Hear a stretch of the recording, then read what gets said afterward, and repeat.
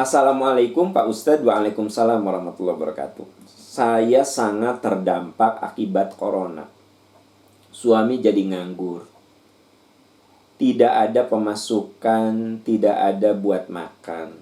Saya hanya bisa berdoa dan beribadah. Lebih baik agar segera lepas dari penderitaan ini. Pertanyaannya, apakah hanya berdoa dengan ikhtiar yang kurang maksimal akibat kondisi seperti ini? Doa saya dikabulkan, saya sangat menderita Pak Ustadz. Iya Bu, ya. Yang seperti Ibu tentu saja masih banyak sekali, ya. Nah makanya kan saya sering mengajak pada teman-teman yang oleh Allah masih diberi rezeki, sok berterima kasih dengan cara berbagi.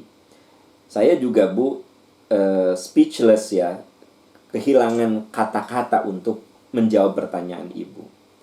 Karena apa? Suami di PHK, tidak ada keahlian lain. Ya saya cuma bisa berdoa, saya cuma bisa menderita. Nah, apa ikhtiar saya? Ikhtiar saya kan tidak maksimal. Ya, sekarang ini puluhan ribu, ratusan ribu di PHK. Terjadi PHK besar-besaran, ya, bukan hanya di kita, di seluruh dunia.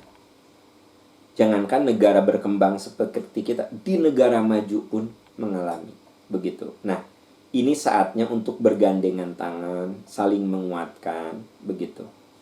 Kalau Ibu benar-benar sangat berkekurangan, Ibu tidak apa-apa dengan kondisi darurat, mengikuti program-program pemerintah untuk membantu. Ya kan, pemerintah punya program-program bantuan. Kalau Ibu memang sudah mentok lagi, tidak ada solusi lain, nah baru Ibu minta bantuan, ya.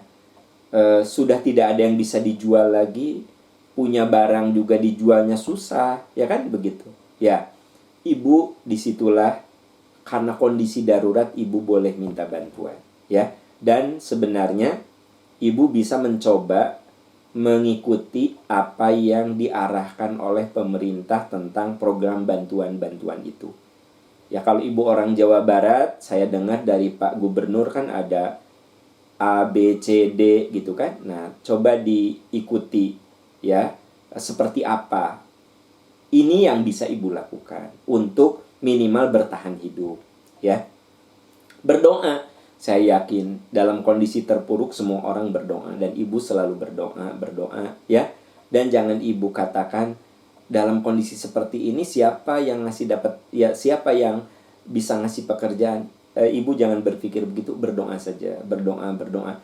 Kadang-kadang Allah memberikan jalan keluar di luar sepengetahuan kita, di luar perkiraan kita. Ibu berdoa, berikhtiar sebisa Ibu, ya. Darurat banget Ibu jual A, B, C, D. Darurat banget Ibu boleh minta bantuan, ya, ke saudara, ke teman, ke tetangga. Mudah-mudahan orang yang dimintai bantuan itu hatinya dibukakan oleh Allah untuk menolong. Nah, ini sekali lagi pelajaran bagi Bapak Ibu yang secara ekonomi tidak begitu terdampak, ya. Jadi secara ekonomi tidak begitu terdampak, Ibu Bapak harus lebih tasyakur binikmah kepada Allah. Kenapa? Karena banyak saudara-saudara kita yang sekarang ini sangat-sangat terdampak. Unduru ilaman huwa asfala minkum. Lihatlah orang yang lebih sulit dari kamu. Fahuwa ajdaru alla tajdaru nikmatallahi alaikum. Karena itu akan membuat kamu lebih berterima kasih kepada Allah Subhanahu wa taala, ya. Nah, makanya kan saya seringkali mengajak, sok kalau saya misalnya beli telur 1 kilo, ya bisa dibagi dengan saudara, dengan tetangga yang berkekurangan, kalau ada tetangga yang berkekurangan gitu. Kalau dari 10 telur, ya mungkin 2 telur kita berikan. Kalau dari 10 liter, mungkin 2 liter, mungkin 3 liter, kita berbagi, ya. Dan kita ajari anak-anak kita untuk mengatakan, nah, kita harus bersyukur dan berhemat. Nah, ini kondisinya. Anak-anak dikasih pengertian, begitu. Saya senang ada anak-anak yang uang jajannya dikumpulkan, diserahkan untuk memberikan bantuan. Ini yakin karena pendidikan orang tuanya. Nah, ini semua warga harus begitu. Semua harus berpikir gimana menyelamatkan saudaranya minimal di lingkaran terdekat, ya kan? Nah, aduh paham saya mah rariweuh. Terus saya juga tidak tahu kudu kumaha di lingkungan saya mah kelihatannya orang berkecukupan semua. Nah, makanya kan saya fasilitasi. Ibu, Bapak bisa lihat di Instagram saya. Itu program Percikan Iman Filantropi. Kita turun ke jalan untuk meringankan beban para mujahid nafkah, ya. Karena yang cari nafkah itu mujahid, ya. Nah, juga mungkin ada untuk mujahid dakwah. Orang yang hidupnya untuk dakwah.